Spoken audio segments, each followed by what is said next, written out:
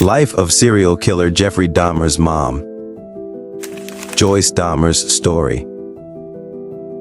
Jeffrey Dahmer is the most popular serial killer in the United States. He targeted men of color from 1978 to 1991. Not only that, but he also had a habit of taking photos while he was executing his victims, having with the corpses of his victims, keeping certain body parts as souvenirs, such as heads and genitals. He also reportedly ate some of his victims' body parts. There were 17 victims, all of whom were young men. He was arrested in 1991 and found guilty in 1992. Many documentaries have been made about his atrocities, the most recent and famous being the Netflix documentary Dahmer 2022. But this time, we won't be talking about Jeffrey, but the person closest to him, his mother, Joyce Dahmer. Questions like, how can a child grow up with such a cruel mind? The public spotlight must be on the parents.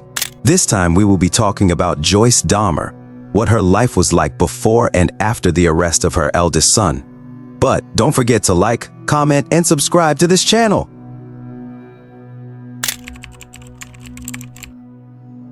She was born as Annette Joyce Flint on February 7, 1936 in Columbus, Wisconsin. She was the eldest child of a couple of Norwegian and German descent, Eva Flint and Ernest Flint. She and her brother, Donald Flint, grew up in a humble family. She married the famous chemist Lionel Herbert Dahmer on August 22, 1959. According to a biography written by Brian Master, The Shrine of Jeffrey Dahmer 1933, Joyce conceived her first child far too soon. Both with her first and second child, she experienced severe nausea and muscle stiffness with other symptoms of illness. Like it or not, Joyce had to be injected with morphine and phenobarbital while she was pregnant. On May 21, 1960, their first child, Jeffrey Dahmer, was born. Jeffrey's birth was a joy for the couple. Brian Master in his book describes, Lionel and Joyce were entranced by him. 6 years later, their second child, David Dahmer, was born. After giving birth to David, Joyce was diagnosed with postpartum psychosis.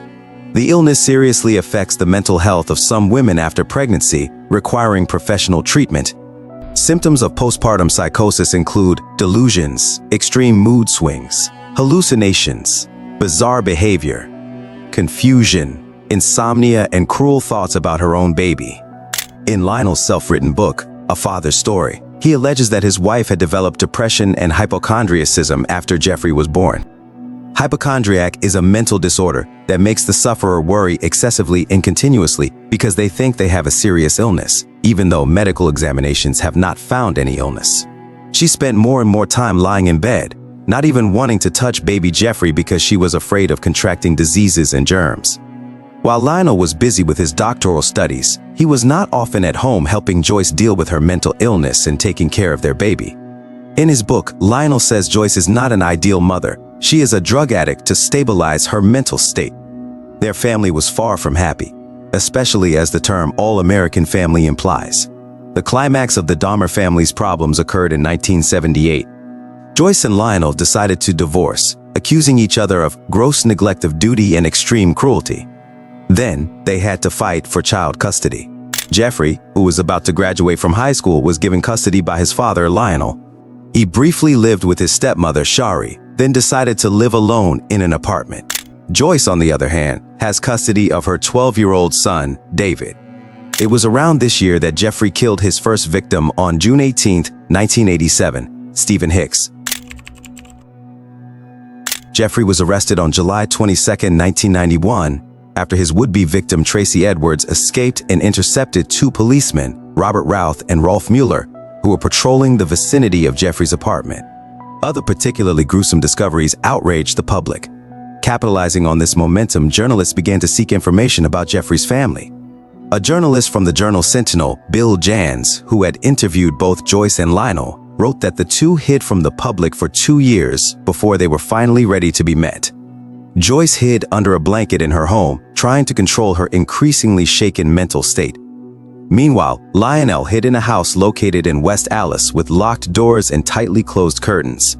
The reporters who often surrounded his house made him sick. Bill realized that this barbaric approach would not work. So he wrote to Lionel, saying that he wanted to talk to him, but only when he was strong enough and ready. In contrast, Joyce, who has a master's degree in counseling, is a woman with a lot of empathy. She is charming, articulate, fun, and emotional. Lionel, on the other hand, is more reserved, not warm, and rude in the way he makes unpleasant comments to reporters through his window. Joyce told the Deseret News in 1993, "I wake up every morning and for a split second I don't know I'm Jeffrey Dahmer's mother, and then it all floods in." Joyce has always been haunted by the guilt and hurt of what Jeffrey has done. "I'll be tormented in agony for eternity, just like they are," she said when she called Jans, a reporter from the Milwaukee Journal-Sentinel. Joyce did, however, speak with the forensic psychiatrist who interviewed and evaluated Jeffrey, Carl Wallstrom. He said that Jeffrey never blamed his parents for what he did and what happened to him at the time. He always had good things to say about them, but Carl's testimony was not enough to dispel Joyce's victim guilt. Joyce said that she would stay with David to keep him sane, but her plans did not happen after David decided to leave her for another city in the Midwest and change his identity to escape his brother's crime trail. Joyce stayed at a relative's house, but they didn't get along very well. She eventually moved into a 640-square-foot house in Fresno, California. Her deep sadness, loneliness, and pain led Joyce to an extreme decision. On Jeffrey's birthday in 1994, she tried to end her life in her garage using carbon monoxide. She also wrote a suicide note that read, "It's been a lonely life, especially today. Please cremate me. I love my sons, Jeff and David." She intended to leave everything to her sons. On that day, he had difficulty closing his garage door while the strong wind outside was blowing carbon dioxide inside. She had the presence of mind to call, give up, and mock herself for her suicide attempt.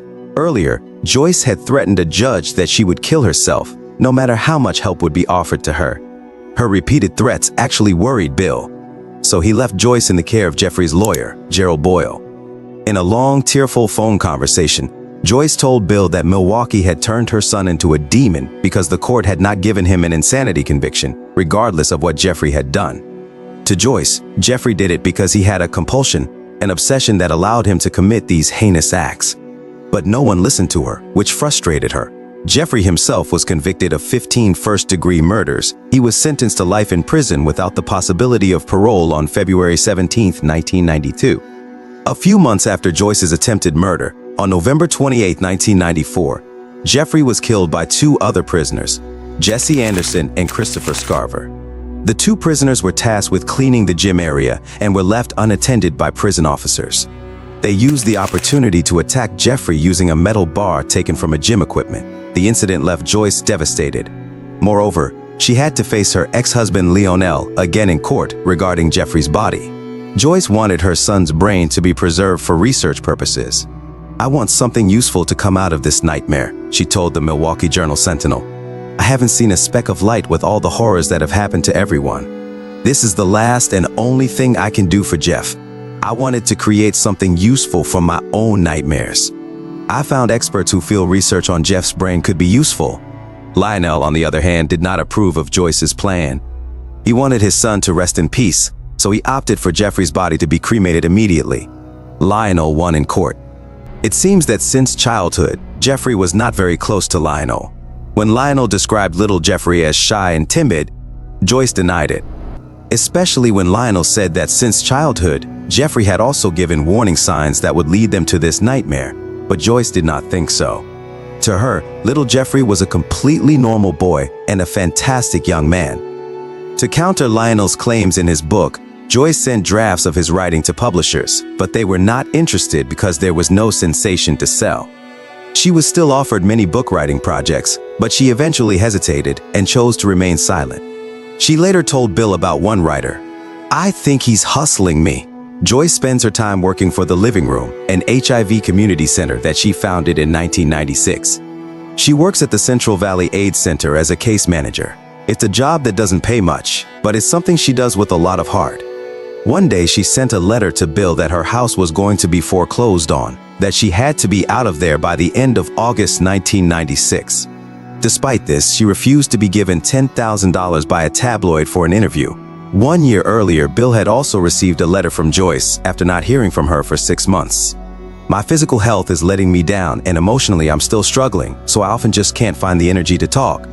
In another letter, Joyce also told Bill about David's sister and now only child, where she now lives, and her excitement about David's upcoming wedding on October 19, 1996.